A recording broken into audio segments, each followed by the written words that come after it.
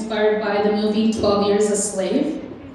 And that movie impacted me deeply, very deeply, and specifically it was inspired by the brilliant, one of the main actresses, Lupita Nyong'o's character.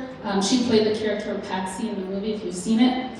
I watched several interviews with her, and she just went on to mention that a particular scene in the movie, when they did it impacted everybody so deeply, it was so profound that she said it was like a dark day on the set, even though they were reenacting it. And she took that from a quote from the author Solomon Northrop's book, where he said that period was one of the dark periods of humanity, one of the dark days in history.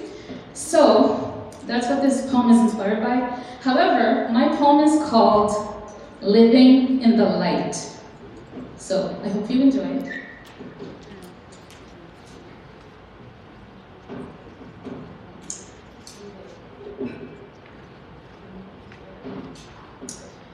Basking in the luxury to peruse shopping malls, black credit cards, black granite bathroom walls.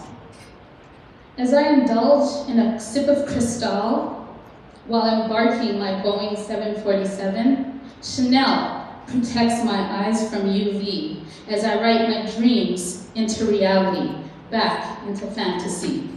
Your legacy has helped make this life possible. What I take for granted the most is liberty to choose. I now choose because to survive, you had to lose. Lose the vision in the eagle's eyes, your sentiments flying away in its wings, transcending time, its spirit perched above me, and now the vision is mine. And though entreated, your message to me is still sacred. You saw me in your dreams, through your eyes on the cotton fields.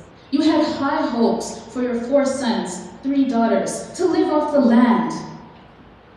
But you were forced to work the hard soil and resent those corns in your hands, the gash on your back and the pricks by those thorns, battle scars from the man they took, still torment your soul.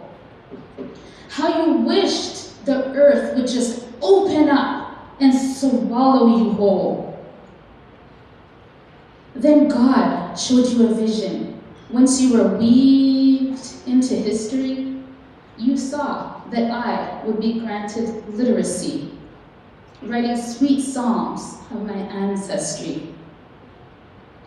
You sacrificed time in that 10-room Massa's home for a future where I would own, not be owned. Still, with no end to the fields as far as your eyes could see, death became your sweet fantasy. The willows were hushed by the screams, the stifling of dreams, harrowing images impressed onto leaves, falling to the ground, becoming one with slave and owner.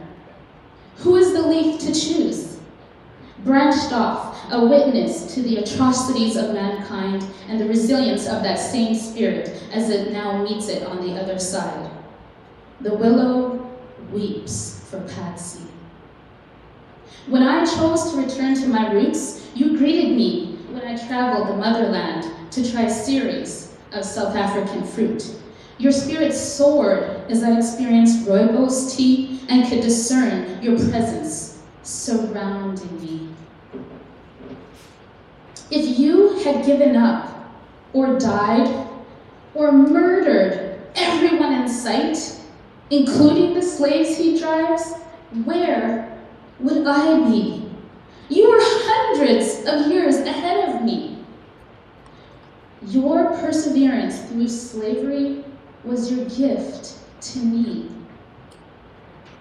And as you submitted into history and were melded into that willow tree, So you resolved to pick that cotton peacefully, as the salt in your wound stings so deep, and the sun beating your back won't retreat, and imagined a lineage of possibilities.